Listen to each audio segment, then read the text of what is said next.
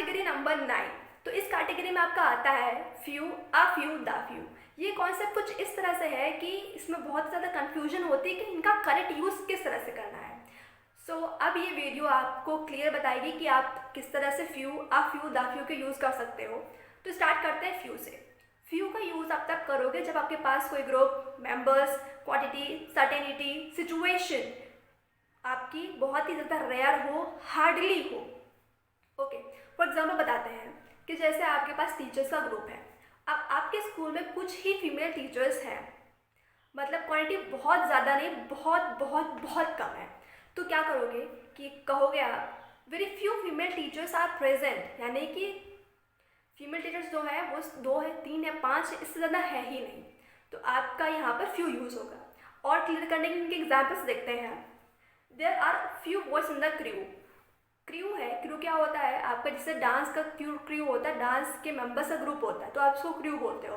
तो वहाँ पर क्या है कि जनरली 25 to 30 या फिर उससे ज़्यादा मेंबर्स होते हैं उस डांस क्रू में। तो अब यहाँ पर क्या है कि वहाँ पे बहुत ही कम बॉयज़ हैं, तो उसमें क्या होगा, आप ही हार्डली लगाओगे, रेयरली लगाओगे, तो यानी कि आप वहाँ पे फ्यू का यूज़ करोगे। Similarly few candidates got selected for the interview, मतलब आप इंटरव्यू के लिए कम से कम 100 लोगों ने अप्लाई किया था। तो अब क्या है, वहाँ से सिर्फ 10-20 इतनों को ही बुलाया गया, यानी रेयरली, बहुत ही ज़्यादा रेयर। और शायद हो सकता है कि 2 या 3 लोग को ही बुलाया गया हो। तो ये कंडीशन आपकी रेयर शो करती है। The poor are many but the rich are few, मतलब आप अपने कंट्री की बात करो तो मेजॉरिटी पीपल कौन है, मेजॉरिटी क्या है, या तो आप मिडिल मैन है या तो पुअर, लेकिन पुअर की रेशियो अब ज़्यादा हो चुकी है, तो यानी रिच अब बहुत बहुत कम है। ओके, तो यहाँ पर आप कह सकते हो कि रेयरली है, हार्डली है, तो यहाँ पर रिच की के साथ आप फ्यू यूज़ कर सकते हो। तो अब आपको सिचुएशन बस इतना ध्यान रखना है कि आपके पास सिचुएशन आपकी, कंडीशन आपकी रेयरली या हार्डली वाली हो तो आप फ्यू यूज़ करोगे। अब देखते हैं कि आप फ्यू का यूज़ कैसे कर सकते हो।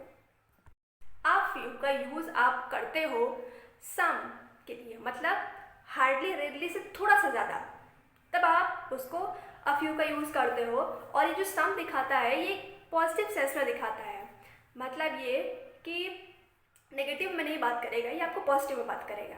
तो इनके एग्जाम्पल्स कुछ हैं। A few students can write English correctly. तो इसमें ये हुआ कि आपके पास, जैसे आप ट्रेनिंग दे रहे हो अपने स्टूडेंट्स को, तो उसमें से 4 to 5 बच्चे ऐसे होते हैं जिनको बहुत ही एक्यूरेट लिखना आता है इंग्लिश, ठीक है। तो आप वहाँ बात करते हो कि a few students can write English accurately या करेक्टली। तो वहाँ पर आप उन 4 से 5 बच्चों के बारे में बात करो, उस 10 बच्चों में से, जो कि जस्ट उनके हाफ होता है। अगर आप 10 बच्चे रहते हो तो अगर फ्यू लगाओगे तो 2 या 3 होगा। अगर आप फ्यू लगाओगे तो 4 से 5 या 6 हो सकते हैं।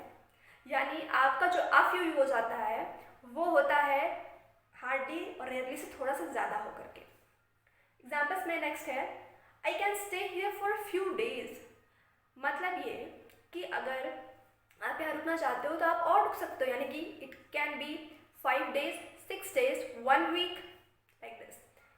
You can write a few sentences more, आप, मतलब ये आपको एक टॉपिक दिया गया, आपको सेंटेंसेस लिखने हैं, लेकिन टीचर कह रही है कि सेंटेंसेस अभी कम है तो आप और लिख सकते हो। तो कितने सेंटेंस अप्रॉक्सीमेटली आप लिखोगे? 5 to 6 तो आप लिख ही दोगे, 2 से 3 में टीचर मानने वाली नहीं है। इस वजह से आपको यहाँ पर आ फ्यू का यूज़ करना है, वो भी बराबर होता है आपके सम, जो कि पॉजिटिव सेंस में आएगा।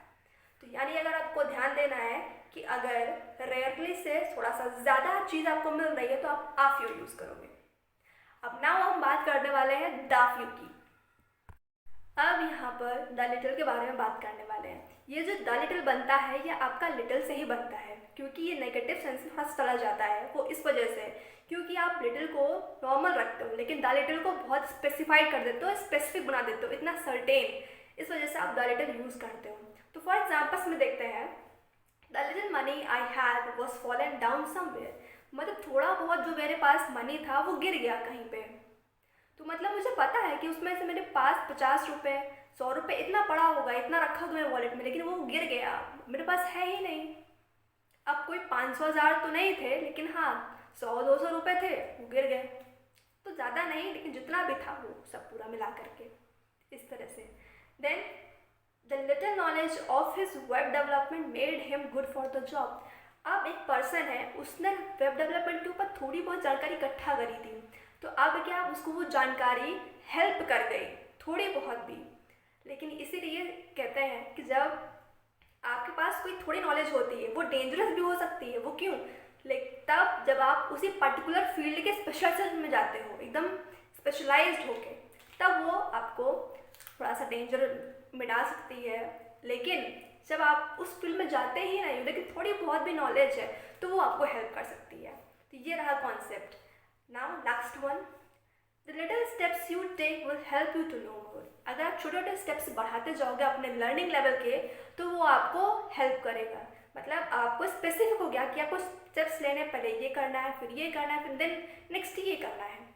इस तरह से आपने टास्क डिवाइड किए हैं तो वो आपको हेल्प करने वाला है आपके आगे यानी फ्यूचर में। सो इस तरह से आपको जब आप स्पेसिफाई कर देते हो तो आपको यूज़ करना है क्या? The little. तो समराइज कर देते हैं फिर से एक बार।